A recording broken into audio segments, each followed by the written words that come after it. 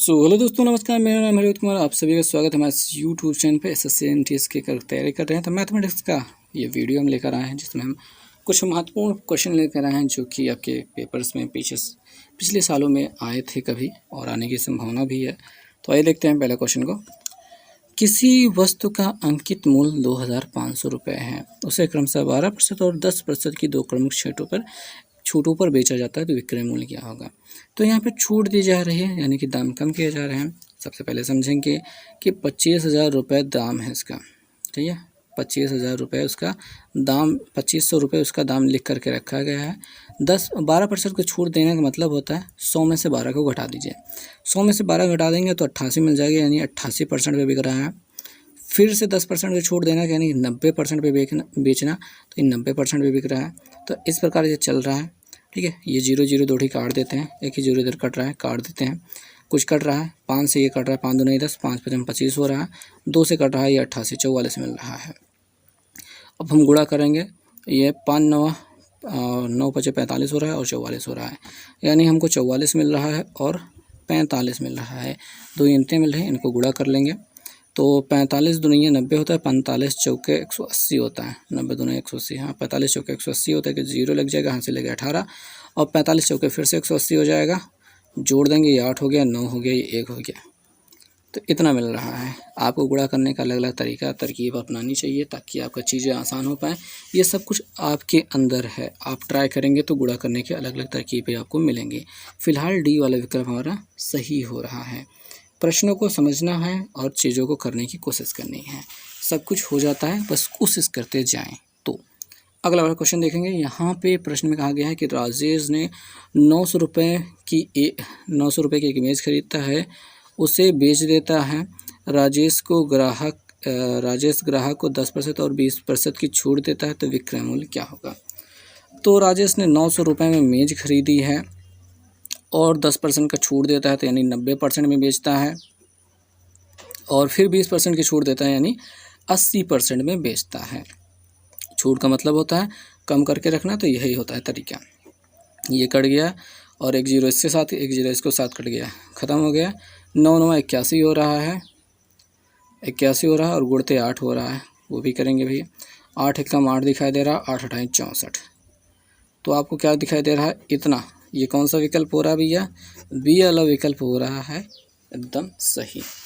So next question पे चलते हैं। यहाँ पे आ जाते हैं, तीसरा प्रश्न को देखते हैं। तो क्या लिखा है कि किसी व्यक्ति ने एक घड़ी 10% छूट पर खरीदी है, वह उसे 20% छूट पर खरीदता तो उसे 125 रुपये कम में मिलती, तो घड़ी का अंकित मूल्य बताइए। अब देखिए भैया, घड़ी का अंकित मूल्य आपको मान के रखना है कि 100% है। अगर वो 10% छूट पर बेचता है तो वो 90% में बेच रहा है, लेकिन अगर वो 20% छूट पर, मतलब खरीदा है 10% छूट पर, अगर वो 20% छूट पर खरीदता है, यानी वो 80% में खरीद रहा है, तो ऐसे में इनके कम में मिलती, यानी अंतर की बात की जा रही है। तो 90 और 80 का अंतर कितना है भैया, 10% है। तो यही 10% का अंतर उस 125 रुपये के बराबर है। अब आपको अगर घड़ी का अंकित मूल्य निकालना है, यानी 100% निकालना है, तो 10 का 100% बनाने का प्रयास कर लीजिए। एक 0 इसमें बढ़ा है तो कृपया इसमें भी एक 0 बढ़ा दीजिए और कह दीजिए कि यही उत्तर है। बी वाला विकल्प बिल्कुल एकदम अच्छे से सही हो रहा है।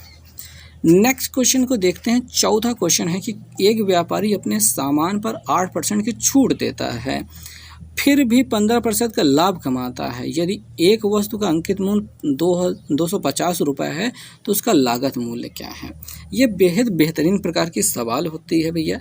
देखिए, अंकित मूल्य 250 रुपया है, तो वो क्या करता है, 8% की छूट देता है। 8% की छूट का मतलब होता है 92% पे बेचना।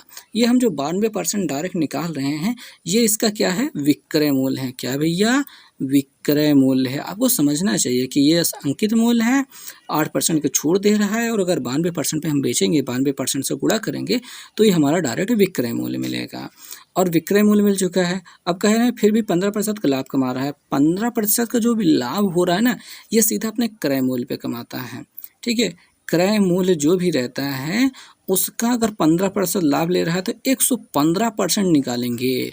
ठीक है, तो ये क्या मिल जाएगा, ये भी विक्रय मूल्य मिल जाएगा। बात को समझना है, बात को समझना है कि अंकित मूल्य पे जो छूट दी जाती है वो विक्रय मूल्य के पास ले जाती है, और क्रय मूल्य पर जो लाभ दिया जाता है वो विक्रय मूल्य पर लेकर जाता है। दोनों लोग विक्रय मूल्य पे हमको पहुंचा दिए, यानी दोनों जने ये वहाँ पे बराबर हैं।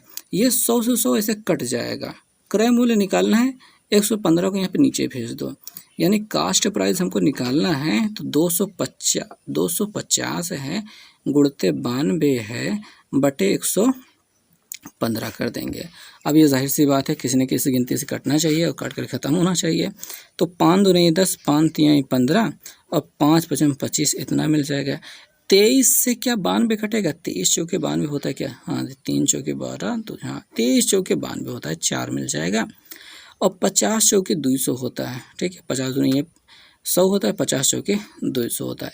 यानी कि कास्ट प्राइस आपकी कितनी पड़ गई है, क्रय मूल्य कितना पड़ गया है 200 का। अब बी वाला कहेंगे ये अपना विकल्प सही है। थोड़ा सा पहाड़ा वाला एकदम करेक्ट करके रखिएगा। 23 का पहाड़ा अगर नहीं आ रहा है भैया 23 चौके, तो 23 चौके 4 तिहाई 12, हमको ये 2 दिखाई दे रहा था, इसे अंदाज़ा लगाए 3 चौके 12 हो रहा है, और हंसी लगे 1, 4 दूनी 8 है कि 9, 92 मिल गए ना। तो ऐसे करके हमने अंदाज़ा लगाया था। तो आप भी ऐसे अंदाज़ा लगा सकते हैं, प्रश्न बहुत ही आसान रहते हैं।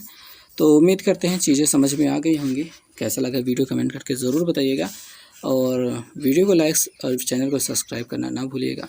अपने दोस्तों के साथ शेयर भी कर दीजिएगा। मिलेंगे नेक्स्ट वीडियो में, तब तक के लिए बहुत बहुत धन्यवाद।